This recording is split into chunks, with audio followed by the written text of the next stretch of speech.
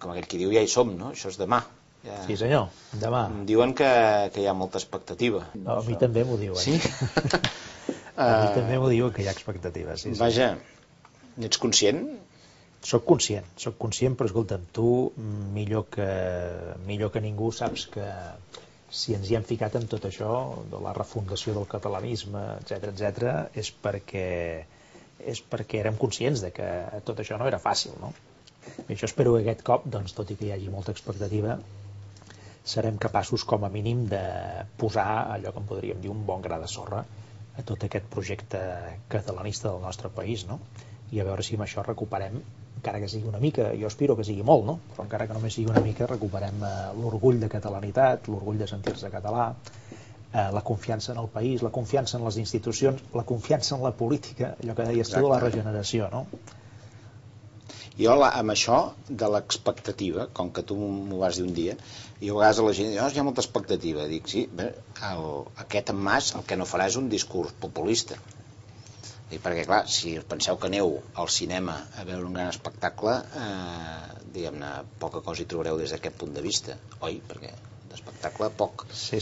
I de populisme ja n'hi ha prou pel nostre entorn. I, per cert, hi ha qui diu que això de refundar el catalanisme és excessiu. Sí, molt pretensiós. Excessivament ambiciós. Pretensiós. Sí. N'hi ha que volen canviar, volen fer front al canvi climàtic des d'aquí a Catalunya, i en canvi consideren que és excessiu revisar a fons el catalanisme. Jo és una cosa que no l'acabo d'entendre, perquè això si no ho fem nosaltres, l'Algor no ens vindrà pas a refundar el catalanisme. No, això segur que no. Ni l'Algor ni d'altres tampoc. Ni d'altres que tenim a la vora. D'altres que tenim a la vora i no tant a la vora. Però bé, tens raó. Vull dir que a vegades, cert que quan parles de refundar el catalanisme, sona una mica, diguem-ne, ampolós això, no? Perquè refundar no és qualsevol cosa, no? Però jo crec que és un bon concepte perquè, allò que dèiem algunes vegades, no?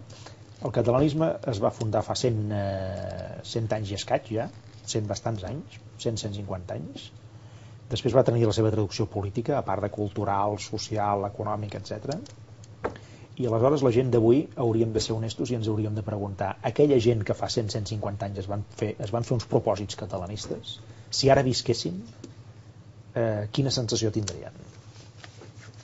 Jo crec que la sensació que tindrien és que el que ells van idear ha estat una història d'èxit. O dit d'una altra manera, si no hagués estat pel catalanisme, Catalunya en molts sentits no hauria progressat. Per l'espanyolisme, per altres corrents, etc., no hauria progressat. Si això ha estat una història d'èxit, què hem de fer els que hi som ara? Pensant en els que vindran d'aquí molts anys, no? El que hem de fer és dir, escolta'm, si amb el que s'ha fet les coses han avançat molt, ara hem de tornar a posar les bases d'un catalanisme adaptat en els temps moderns perquè d'aquí, quan sigui, 50, 70, 80, 100 anys, hi hagi altra gent en aquest país que diguin, escolta'm, aquells de principis del segle XXI doncs van fer una feina que ha servit, no? Igual que nosaltres ara podem dir, respecte a aquells, que el que van idear doncs, en bona part ha servit perquè aquest país vagi avançant. Així mateix. L'esquema vol dir que ho toquem tot, aquest llamp de conferència. No ho veus, escolta'm, hi ha unes quantes pàgines aquí. Això, esclar, més que expectativa pot ser fins i tot massa llarg, no? Jo haig de procurar això, explicar-ho d'una manera àgil perquè no sigui... De la manera que tu has escrit ja faràs. Jo encara me'n recordo aquella vegada que en una conferència va faltar una pàgina, havia traspapelat, em penso, no? Sí, senyor. I la vas dir pràcticament tota de memòria, no? No, bueno, això no. Vaja, va semblar. L'auditori no se'n va enterar. No, però això és la prova del cotó que ets tossut en el sentit d'escriure tu. Això sí. Jo crec que això està bé de totes maneres, perquè això interioritza. Primer interioritza, segon, jo sempre he pensat que un polític, més enllà de les seves habilitats, siguin moltes o no siguin tantes, el que ha de ser és autèntic. I sobretot si pretén allò... projectes ambiciosos, no? En Prat de la Riba, fa 100 anys enrere, quan va escriure La nacionalitat catalana, una mica més de fa 100 anys, doncs va explicar la seva visió del país, no? D'una manera bastant conjunta, no? Segur que en Prat de la Riba la nacionalitat catalana no li va escriure ningú, segur. I per això avui encara es llegeix aquest llibre, perquè és autèntic.